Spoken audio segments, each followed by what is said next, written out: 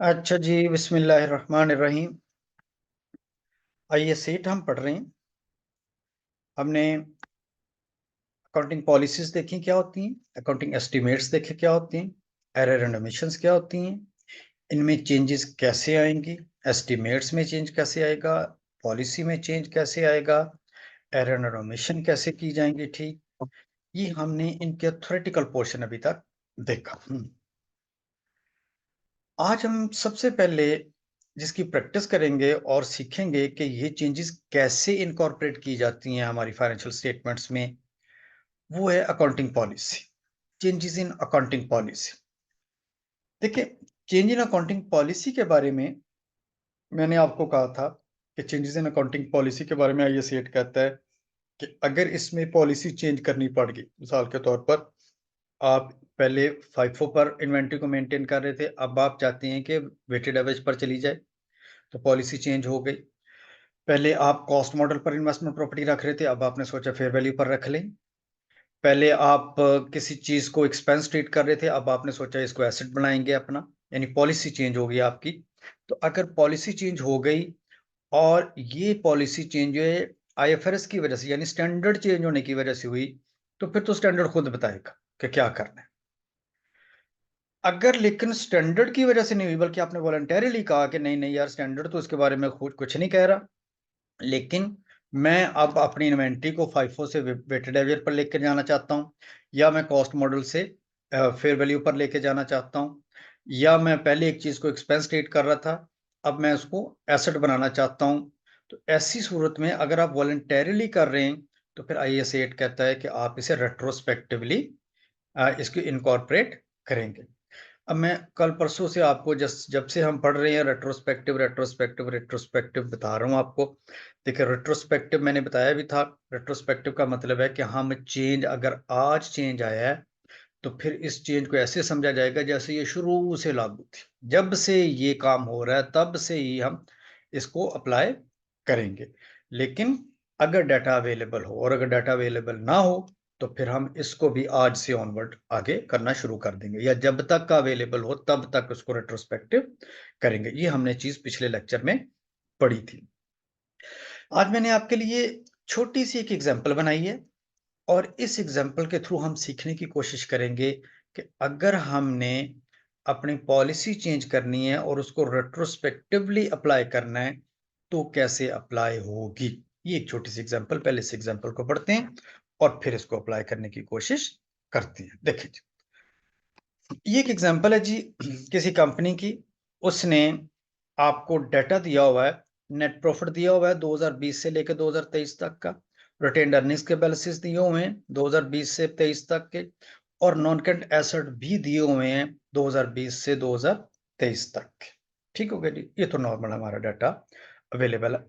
By the way, इस question को जरा इस नियत से जरूर पढ़िएगा, क्योंकि इस दफा काफी ज्यादा चांसेस है कि ये शायद टेस्ट हो जाए। अच्छा जी, कहते हैं जी कंपनी की पॉलिसी ये है कि वो कोई एक आइटम थी, मे बी स्पेयर पार्ट्स हो, वो कोई एक कोई आइटम आइटम है, उस आइटम ऑफ स्पेयर पार्ट्स कर लेते हैं जी, आइटम ऑफ स्पेयर पार्ट्स। लें जी, कंपनी ने कुछ स्पेयर पार्ट्स रखे हुए थे किसी एसेट के साथ लगने के लिए, कुछ छोटे छोटे स्पेयर पार्ट्स। पहले कंपनी इनको एज एक्सपेंस ट्रीट करती थी, लेकिन कंपनी की पॉलिसी ये हो गई कि आज के बाद उसने कहा कि हम इसको एक्सपेंस ट्रीट नहीं करेंगे, बल्कि हम इसको as non current asset treat करेंगे, क्योंकि ये हमें लंबे अरसे तक फायदा दे रही है, या इसकी अमाउंट बढ़ गई है, या इसकी तादाद ज्यादा हो गई। राइट। अच्छा, ये मैं पढ़ देता हूँ। As per company's policy, an item of spare parts costing 30 was treated as expense in year 2020। 2020 में कोई आपने स्पेयर पार्ट्स थे आपके पास 30 रुपए के, आपने उसे एक्सपेंस ट्रीट कर दी। ठीक हो गया जी। अच्छा, बाय द वे, इतनी इजाजत देता है कि अगर कोई अमाउंट छोटी है, इमटेरियल है, ज्यादा मटेरियल अमाउंट उसकी नहीं है, तो अगर वो स्पेयर पार्ट्स हैं, तो आप उसे एक्सपेंस ट्रीट कर सकते, आप उसे एक्सपेंस ट्रीट कर सकते हैं। तो कंपनी पहले इसको एक्सपेंस ट्रीट करती थी, which was very much accepted. अच्छा, अब वो कहता है जी, बाय द वे आप इसे गलती ना समझिए कि ये गलती से हुए, बल्कि ये पॉलिसी के मुताबिक ऐसा चल रहा था। कहते हैं अब 2023 में जाके उन्हें ख्याल आया कि यार ये जो हम स्पेयर पार्ट्स हैं, आज के बाद अगर कोई स्पेयर पार्ट्स आएँगे, तो हम इन स्पेयर पार्ट्स को एक्सपेंस ट्रीट नहीं करेंगे, बल्कि हम इन्हें as non current asset treat करेंगे। राइट जी? ये कब डिसाइड हुआ? 2023 में। अब जब 2023 में ये डिसाइड हुआ कि हम स्पेयर पार्ट्स को आज के बाद अपना एक्सपेंस नहीं बनाएंगे, बल्कि नॉन करंट एसेट बनाएंगे, तो this is change in policy. This is change in policy. Right जी? अच्छा, अब जाहिर है ये स्टैंडर्ड के चेंज होने की वजह से तो नहीं है, ये तो वॉलंटरीली चेंज है। तो अब हम क्या करेंगे? फिर कहते हैं जी ये अगर आपने अप्लाई करनी है तो ये 2023 से आगे नहीं जाएगी, यानी 2023 तक तो आपने काम कर लिया। फिर इसकी एप्लीकेशन देखेंगे कि अगर कहीं पास्ट में भी आपने किसी एक्सपेंस को इस स्पेयर पार्ट्स को एक्सपेंस ट्रीट किया हुआ है, तो अब पीछे जाके उसे भी पहले एसेट बनाए। तो पीछे जाके पहले उसे अपना एसेट बनाएं और अकॉर्डिंगली फिर उसकी सारी ट्रीटमेंट करें, यानी जो जो 2000 ऐसा समझा जाएगा जैसे ये पॉलिसी 2023 में जाकर अप्लाई नहीं हुई, बल्कि ये 2020 में ही अप्लाई होगी। कि डोंट फॉरगेट, हमने लास्ट टाइम इसे कब जाकर सबसे पहले अप्लाई किया? 2020 में। कहता जी हमारे पास एक स्पेयर पार्ट्स आए थे, हमने उसको तब एक्सपेंस ट्रीट कर दिया। तो कहता तो पहले तो जाकर आप 2020 में इसे अपना एसेट, राइट जी? अच्छा, अब ये कहते हैं जी जो हमारे नॉन करंट एसेट है वो 10% पर डेप्रिशिएट होते हैं, जाहिर है। अब जब ये दोबारा एसेट बनेगा तो इसकी एक डेप्रिसिएशन की भी ट्रीटमेंट होगी। तो ये सारी ट्रीटमेंट कि हमने इसको कैसे करना होता है, डिप्रिसिएशन कैसे चार्ज होगी, ये कैसे चार्ज होगा, अब इसका क्या किया जाएगा जो तब हमने एक्सपेंस ट्रीट कर लिया था, इस सारे के लिए उसने कहा जी आपकी रिक्वायरमेंट ये, और अक्सर रिक्वायरमेंट यही होती है, कहता है बताएं स्टेटमेंट ऑफ कंप्रिहेंसिव इनकम यानी कि इनकम स्टेटमेंट बनाएं, स्टेटमेंट ऑफ फाइनेंशियल पोजीशन बनाएं, statement of changes in equity बनाएं। ये 3-4 चीजें उसने कहा जी आप बनाएं, क्योंकि ये देखें ये इनकम स्टेटमेंट से रिलेटेड है, ये statement of changes in equity से रिलेटेड है, और ये दोनों मिलकर स्टेटमेंट ऑफ फाइनेंशियल पोजीशन से रिलेटेड है, रिटेन्ड अर्निंग्स और नॉन करंट एसेट। देखते हैं जी इसको हमने ठीक कैसे करना है जी। देखिए ऐसा क्वेश्चन जब भी आए तो सबसे पहले तो आप अपने प्रॉफिट को ठीक करेंगे। सबसे पहले आप किसको ठीक करेंगे जी? अपने प्रॉफिट को ठीक करेंगे। डोंट फॉरगेट ये जो डाटा उसने दिया हुआ है, ये डाटा इसके साथ है, यानी उसमें हमारे 30 रुपए का एक्सपेंस ट्रीट हुआ, तो हमने इस सारे डाटा में एक्सपेंस को ठीक करना है। एसेट में कैसे जाएगा, एक्सपेंस में कैसे जाएगा, इसी चीज का नाम ISA test changes in policy है। अभी हम चेंजेस पॉलिसी इसको जरा ठीक करने की कोशिश करते हैं जी। आए जी मेरे साथ जरा। सबसे पहले जी उसने कहा स्टेटमेंट ऑफ कंप्रिहेंसिव इनकम बनाए, यानी प्रॉफिट बनाए। तो देखें प्रॉफिट बनाते हैं हम। प्रॉफिट ये दिए हुए नेट प्रॉफिट, ये आप देखें, ये 2020 से लेकर 2023 तक के प्रॉफिट दिए हुए। तो सबसे पहले तो ये देखें स्टेटमेंट ऑफ प्रॉफिट में मैं इसे यहां पर ले आता हूं। सबसे पहले तो प्रॉफिट के जो ओपनिंग बैलेंसेस दिए हुए हैं इस 30 रुपए के साथ, पहले तो वो लिख लें। ये प्रॉफिट्स मैं फिर से बता रहा हूं कौन से हैं। इसमें 30 रुपया स्पेयर पार्ट्स एक्सपेंस ट्रीट हुआ और हमने इनको अब ठीक करना है जी। राइट जी? तो ये मेरे जी नेट प्रॉफिट, मैं इसे कह लेता हूं जी कि ये मेरा नेट प्रॉफिट है। राइट? अब इसमें जो एडजस्टमेंट होनी है वो देखें क्या एडजस्टमेंट होनी चाहिए। देखें इसमें एडजस्टमेंट सबसे पहले तो ये देखना है आपने कि जो पॉलिसी चेंज हुई है इसमें जो लेटेस्ट आपके पास, जो ओल्डेस्ट या आपके पास लेटेस्ट आपके पास जो डाटा अवेलेबल है वो किस ईयर तक का है। तो जो लेटेस्ट डाटा अवेलेबल है मेरे पास गलती का वो 2020 तक है, और मैंने कब ये पॉलिसी अप्लाई की है? 2023 में। और ये पॉलिसी इससे रिलेटेड जो सबसे आखिर में हुई वो कब हुई थी? 2020 में। इसका मतलब है मुझे इस 30 रुपए को जाकर सबसे पहले तो 2020 में ठीक करना है। तो मैं जरा 2020 में सबसे पहले जाता हूँ। 2020 में मैं गया, मुझे सबसे पहले गलती का पता चला कि 30 रुपया एक्सपेंस ट्रीट हो गया है। तो जब एक्सपेंस ट्रीट हुआ होगा तो कब ट्रीट हुआ होगा? 2020 में। अच्छा, 2020 में अगर ये एक्सपेंस ट्रीट हुआ तो इसने प्रॉफिट को कम कर दिया होगा। तो हम जाकर क्या करेंगे? सादा सा इतने से प्रॉफिट को बढ़ा देते। ये देखिए बस इतना काम करना कि आपने 2020 में अपने प्रॉफिट को, जो मेरी पॉलिसी चेंज होने से पहले जो से मैं एक्सपेंस ट्रीट करता था, अब मैंने इसको क्या कर दिया जी? इसको अपना एक्सपेंस नहीं रहने दिया बल्कि एसेट बना लिया। तो जब एसेट बन गया तो मेरा सबसे पहले मैं क्या करूंगा, मैं इसे रिवर्स करूंगा और इसे अपना प्रॉफिट इतने से बढ़ा दूंगा। ठीक हो गया जी, एड इनटू प्रॉफिट हो गया, एडजस्टमेंट हो गया। क्या यह 2020 में भी था? नहीं जी, 2020 में तो कुछ नहीं था, 2022 में भी कुछ नहीं था, और 2023 में भी कुछ नहीं था। जिस ईयर में था उस ईयर में मैंने कर दिया। हाँ, अगर क्वेश्चन में वो कहता कि 2020 में 30 रुपए का स्पेयर पार्ट्स किए थे, 2021 में 15 के किए, 2022 में 40 के कर दिए, तो हर साल में जाकर हम उसको ऐड बैक कर देते। लेकिन अभी चूंकि एक ही साल था, मैंने कर दिया उसमें। राइट जी। अच्छा, ये 30 रुपए तो मैंने उसमें ऐड बैक कर दी, और इसको मैंने क्या बना लिया जी, इसको अब मैंने अपना एसेट बना लिया। अब अगर मैंने 2020 में इसे अपना नॉन करंट एसेट बनाया था, तो ये एसेट मेरा डेप्रिशिएट भी तो होना था। इसका मतलब है मुझे डेप्रिसिएशन भी इसमें से, अब डेप्रिसिएशन को भी एडजस्ट करना है, लेकिन डेप्रिसिएशन तो हर साल होनी है। अगर 30 रुपए का कोई नॉन करंट एसेट था और कहता 10% पर हर साल होगा, तो इसका मतलब 3 रुपए की डेप्रिसिएशन हर साल हो रही होगी। तो इसका मतलब है मैंने अगर ये 30, अगर मैं सोचूं कि ये 2020 में अगर ये मेरा एसेट होता, तो फिर क्या होता है, ये 3 रुपए की डेप्रिसिएशन होती है यहाँ पर। ये लीजिए, मैं 3 रुपए की डेप्रिसिएशन यहाँ पर शो कर देता हूँ। ठीक हो गया जी, माइनस कर देता।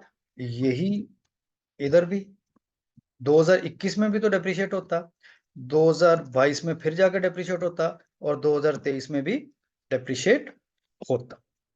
राइट जी। देखिए, सब सादा हमने क्या किया, 2020 में मैंने उसको एड बैक कर दिया। उसने कहा था 2020 में हमने इसको एक्सपेंस बनाया था, जब एक्सपेंस बनाया था तो उसने प्रॉफिट को कम किया होगा। अब एसेट बनाया तो सबसे पहले तो मैंने इसका एक्सपेंस वाली ट्रीटमेंट को उल्ट कर दिया, लेकिन डेप्रिशिएट तो होना था, लेकिन डेप्रिशिएट इसने हर साल होना था। तो ये 4 साल तक डेप्रिशिएट होता रहा, आगे भी 6 साल होगा, क्योंकि 10 साल इसकी डेप्रिसिएशन है ना, 10% का मतलब 10 साल होता है ना।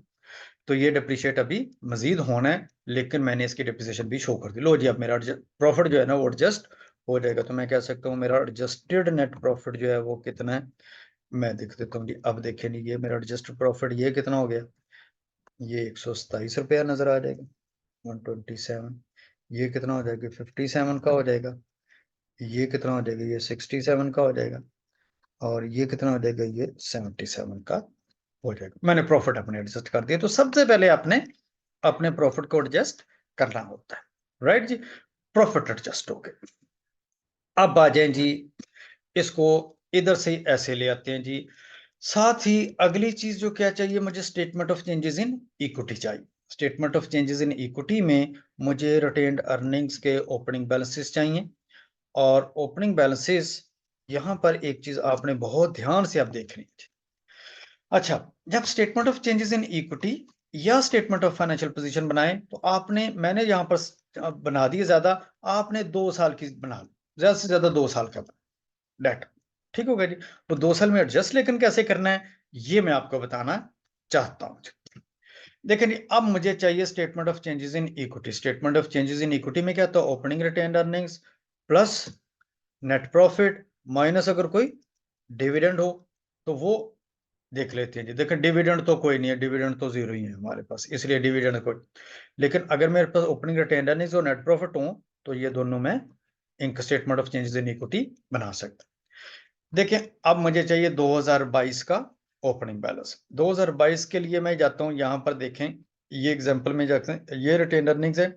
2022 में आपको बैलेंस कितना नजर आ रहा है, 150 का। यानी 2022 में मेरे एडजस्टमेंट के बाद 30 रुपया जब हमने एक्सपेंस ट्रीट कर लिया हुआ था, उसके बाद ये इतना नजर आया। इसका मतलब है ये एडजस्टेड बैलेंस नहीं है, अभी इसमें एडजस्ट होनी है चीजें। ठीक हो गया जी। ये जरा थोड़ा सा इस साइड पर मैं आपको बताता हूं। मुझे यहां पर चाहिए ओपनिंग बैलेंस 2022 का, यानी 2022 जब मैंने शुरू किया तो मेरे पास कितना बैलेंस होना चाहिए। 2022 का अगर मुझे ओपनिंग बैलेंस चाहिए, तो मैं कह सकता हूं ये दरअसल 2021 का क्लोजिंग बैलेंस होना चाहिए। 2021 का जो क्लोजिंग बैलेंस होगा वो 2022 का ओपनिंग बैलेंस बन जाएगा। तो मैं ये देखें जी, ये मैं देखता हूं, यहां पर मैं लिखता हूं दो, ये वर्किंग करते हैं हम किसके लिए, वर्किंग वन। इसमें हमने क्या करना होता है, इसमें हमने opening retained earnings find out करनी होती है, जिस साल की हमने statement of changes in equity जिस साल से शुरू करनी होती है। अगर 2022 है तो हम कहाँ से किसकी वर्किंग करेंगे, ये 2021 की होगी। अगर ये 2021 है तो फिर 2020 का हमें क्लोजिंग बैलेंस चाहिए होगा, ताकि हम ये ओपनिंग बैलेंस फाइंड आउट कर सके। डोंट फॉरगेट, ये बच्चा अक्सर ये करता है कि इस 150 रुपए को इधर लिखाता है और इससे आगे सारी ट्रीटमेंट करके लिखाता है और समझता है कि शायद मेरा क्वेश्चन ठीक है, ये क्वेश्चन इस तरह से आपका गलत हो जाएगा। तो यहाँ पर आपने, ये आपका फाइनल बैलेंस नहीं है, पहले आपने इसको बैलेंस फाइंड आउट करना 2022 का। तो 2022 के लिए मैं क्या करूंगा, 2021 का ओपनिंग बैलेंस फाइंड आउट कर लेता हूँ। देखो 2021 में मैं जाता हूँ तो 2021 का जो ओपनिंग बैलेंस है वो कितना है, 2021 का ओपनिंग इज 120, ये नजर आ रहा है जी आप, ठीक हो गया। अच्छा, ये जो 120 है, इसमें इस 120 में 2020 का प्रॉफिट और 2021 का प्रॉफिट तो शामिल है। 2020 का प्रॉफिट और 2021 का प्रॉफिट तो शामिल है, क्योंकि रिटेन्ड अर्निंग्स क्या होती हैं, सारे पिछले सालों के एक्यूमुलेटेड प्रॉफिट्स होते हैं। लेकिन जो एडजस्टमेंट हुई है वो शामिल नहीं है। तो एडजस्टमेंट जो 2021 के जो बैलेंस है 120, इसमें 2 साल की एडजस्टमेंट रहती है, 2020 की भी और 2021 की भी। अगर इस 120 में मैं इस साल की जो एडजस्टमेंट है वो भी कर दूं तो मेरे पास 2021 का क्लोजिंग बैलेंस आ जाएगा। इसका मतलब है इस 120 रुपए में जो 30 रुपए की वजह से एडजस्टमेंट हुई है वो शामिल नहीं है। वो मुझे कहां से मिलेगी, वो जरा यहां पर आ जाए। आपने ये देखे, आपने हमेशा देखें किस साल का है, 2021 का। 2021 के इस 120 में एडजस्टमेंट शामिल नहीं है। डोंट फॉरगेट, ये प्रॉफिट शामिल है। कौन सी चीजें शामिल नहीं है, एडजस्टमेंट। एडजस्टमेंट कौन सी है, ये 30 रुपए, और 2020 में 30 रुपए और ये 3 रुपए की डिप्रिसिएशन, और 2021 में जो उसकी डिप्रिसिएशन है। तो इसका मतलब है ये वाला जो पोर्शन है, ये चार जो मैंने बॉक्सेस हाईलाइट कर दिए हैं, ये दरअसल एडजस्टमेंट है जो इस 120 में शामिल नहीं है। ये कितनी है, 24 रुपए की। तो मैं इस एडजस्टमेंट को भी इसमें से, ये 24 रुपए की एडजस्टमेंट इसमें एडजस्ट कर देता हूँ। इसका मतलब है मेरे पास जो क्लोजिंग बैलेंस आना चाहिए वो कितना आना चाहिए, 144 का। मैं फिर से कहता हूँ, ये 120 जो 2021 का बैलेंस था रिटेन अर्निंग्स का, इसमें अभी एडजस्टमेंट शामिल नहीं थी। ये एडजस्टमेंट कहां से मिलेगी, ये यहां से मिलेगी। ठीक हो गया जी। तो आप जिस साल में हो उस साल से पीछे तक की सारी एडजस्टमेंट, ये बॉक्सेस ऐसे जो है ना, ये आपकी सारी की सारी एडजस्टमेंट होगी। इसमें अभी जाहिर है 2020 की ये एडजस्टमेंट और 2021 की ये एडजस्टमेंट अभी इसमें शामिल नहीं थी, तो मैं उन्हें वहां पर जाकर ठीक कर लेता हूँ जी। राइट जी। तो मैंने ये 2021 का क्लोजिंग बैलेंस रिटेन अर्निंग्स का फाइंड आउट कर लिया। अच्छा, अब जब ये 2021 का क्लोजिंग बैलेंस आ गया 144, तो ये 2022 के लिए क्या बन जाएगा, ओपनिंग। अब मेरा काम आसान हो गया जी। ये लीजिए 2022 का जो ओपनिंग रिटेन अर्निंग्स है वो कितनी है, 144 की। राइट जी। अच्छा, अब जी इसमें अल्लाह आपका भला करे तो आप आ जाएं, इसमें ऐड क्या करना है, नेट प्रॉफिट। नेट प्रॉफिट देखें 2022 का ऑलरेडी एडजस्टेड है कितना, ये 67 का। ये एज इट इज यहाँ पर हम शामिल कर लेते हैं जी, ये ले। और अब देखें जी मेरे पास जो टोटल कितना आएगा वो हो जाएगा 211 जी। ठीक हो गया। अब मेरे पास 2022 की क्लोजिंग रिटेन अर्निंग्स आ गई। 2022 का ओपनिंग कहां से मिला मुझे, 2021 से। और 2021 का जो क्लोजिंग बैलेंस है वो ओपनिंग में सिर्फ एडजस्टमेंट ऐड कर दी। और एडजस्टमेंट कहां से मिलेगी आपको, ये मैं बार बार इसलिए बता रहा हूं क्योंकि बच्चा यहां पर अक्सर सफर करता है, तो यहां से आप ले लेंगे। लेकिन इसमें ऊपर वाले देखे प्रॉफिट शामिल नहीं है, क्योंकि ये 100 और 60 ये ऑलरेडी इसमें शामिल है 120 में। जाहिर कोई डिविडेंड दिए होंगे तो उसकी वजह से 120 नजर आ रहा है। तो आपको ये एडजस्टमेंट सिर्फ ये जितने, ठीक है, जिस साल में आपके, जिस साल का आपको बैलेंस चाहिए उस साल की रिटेन अर्निंग्स लेके ये वाला बॉक्स जो है, ये 30 -3 ये दोनों लेके ये आपने एडजस्ट कर देना। ये क्लोजिंग बैलेंस आ गया 2021 का, 2022 का ये ओपनिंग बन जाएगा। प्रॉफिट हम ऑलरेडी एडजस्ट कर चुके थे 2022 का, तो ये आ गया। अब देखें जी जो इसका क्लोजिंग बैलेंस है वो जाहिर है अगले साल का ओपनिंग बन जाएगा 2023 का। और अगले साल का भी मेरे पास ये देखें जी 2077 जो है वो मेरे पास उसका वो भी है जी, इसकी भी हम कर लेते हैं जी। 288 है भी कुछ 288 ले जी। Statement of changes in equity भी बन गई मेरी जी। Statement of changes in equity में हमने किस किस साल का बनाया जी? एक तो करंट ईयर का statement of changes in equity में जो आपने कंपैरेटिव फिगर्स देने होते हैं, 2000 जो करंट ईयर है उसका बनेगा, जो उससे पिछले साल है उसका भी बनेगा, और जो उससे पिछला साल है उसकी सिर्फ और सिर्फ एडजस्टेड बैलेंस हमें चाहिए होता है। तो अक्सर ये वैसे स्टैंडर्ड में अगर आप बुक पढ़ेंगे तो वहां पर वो बताया होगा कि ये जो पॉलिसीज है जब हम कंपैरेटिवली इसको एडजस्ट करते हैं तो उसको 3 साल के लिए करते हैं, करंट ईयर के लिए, पिछले साल के लिए, और जो उससे पिछला साल है उसका सिर्फ बैलेंस एडजस्ट किया जाता है। Right ji. आई होप जी यहां तक आप मेरे साथ साथ हैं। नेक्स्ट आ जी, अब चाहिए मुझे statement of financial position. Now statement of financial position में क्या क्या चीजें मुझे चाहिए जी? एक तो नॉन करंट एसेट चाहिए जी आपको। देखें नॉन करंट एसेट गिवन है जी आपके पास। नॉन करंट एसेट में भी तो जाहिर है अब चेंजेस आएंगी। देखें दो, सबसे पहले तो इनके ओपनिंग बैलेंसेस लिख लेते हैं जी। ये मैंने लिख दिए जी ओपनिंग बैलेंसेस, ये गिवन थे क्वेश्चन में। 2020 में 400 था, 2021 में 500, 2022 में 450 और 2023 में 400 के नॉन करंट एसेट थे। लेकिन ये उस 30 रुपए से पहले पहले थे जिसे हमने अपना एक्सपेंस ट्रीट कर लिया था। अब जाहिर है वो जो हमने 30 रुपए जिसे हमने एक्सपेंस ट्रीट किया था वो एक्सपेंस तो अब हमने वापस कर दिया। अब हम इसे क्या ट्रीट करेंगे? 30 रुपए का एसेट बना लेंगे। ये 30 रुपए का मैंने इसे एसेट बना लिया। अच्छा यहां पर एक बच्चा और गलती करता है। अब ये आपने 2020 में इसको एसेट ट्रीट करना था, आपने इसको एसेट तो ट्रीट कर लिया, लेकिन जब ये 2020 में 30 रुपए एसेट होगा तो ये 2021 में भी तो एसेट ही नजर आएगा, 2022 में भी तो नजर आएगा, 2023 में भी तो नजर आएगा। ठीक है, क्योंकि बैलेंस शीट में एसेट ऐसा तो नहीं होता कि आपने एक साल खरीदा तो अगले साल निकाल दिया, वो डेप्रिशिएट होता रहता है। देखें हर साल आपको उसका एसेट नजर आएगा। तो ये 3 साल आपको कॉस्ट पर नजर आ रहा है। हाँ, इसकी डेप्रिसिएशन देखें हर साल हम बैलेंस शीट में, सॉरी इनकम स्टेटमेंट में शो करते जा रहे हैं। राइट जी। तो एक तो आपने ये करना है कि जो एडजस्टमेंट करनी है एसेट की वो बेशक 1 साल की है, लेकिन ये आपने बैलेंस शीट में 3 साल में शो करनी। दूसरा, अब ये 30 रुपए इधर से जब एसेट तो हमने ऐड कर लिया, लेकिन एसेट बैलेंस शीट में डेप्रिसिएशन भी तो माइनस करनी होती है।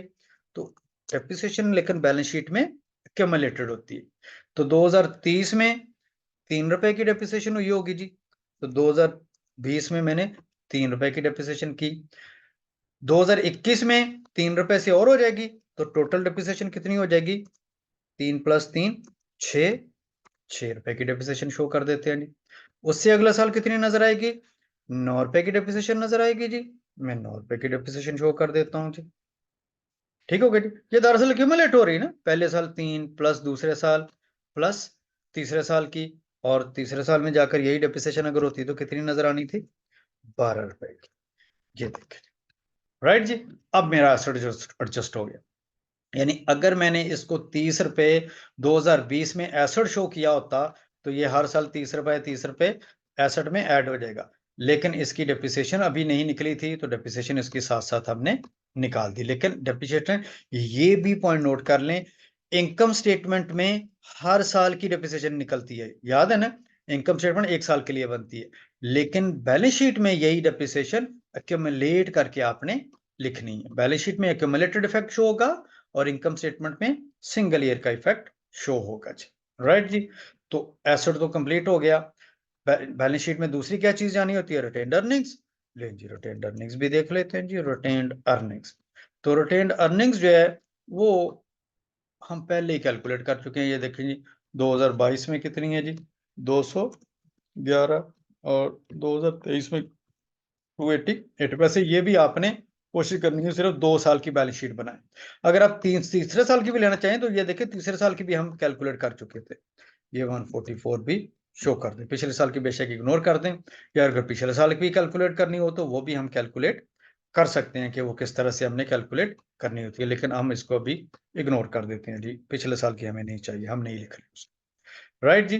तो ये आपका पूरा क्वेश्चन जो है वो सॉल्व हो गया कि सिर्फ एक पॉलिसी जो चेंज की थी आपने, इस पॉलिसी को अगर इनकॉर्पोरेट करना पड़ जाए तो किस किस तरह से करेंगे जी। ये देखिए सबसे पहले प्रॉफिट कैलकुलेट करें, उसे एडजस्ट करें। उसके बाद statement of changes in equity को एडजस्ट करें। Statement of changes in equity के लिए मैंने आपको बताया कि इसका जो ओपनिंग बैलेंस है कभी भी आपने ये वाला नहीं लेना, बल्कि आपने इससे पिछले साल वाला जो है उसको लेके उसमें एडजस्ट करनी है चीजें जो हमारी रहती थी, उसे एडजस्ट करके पिछले साल का सही वाला एडजस्टेड क्लोजिंग बैलेंस लें।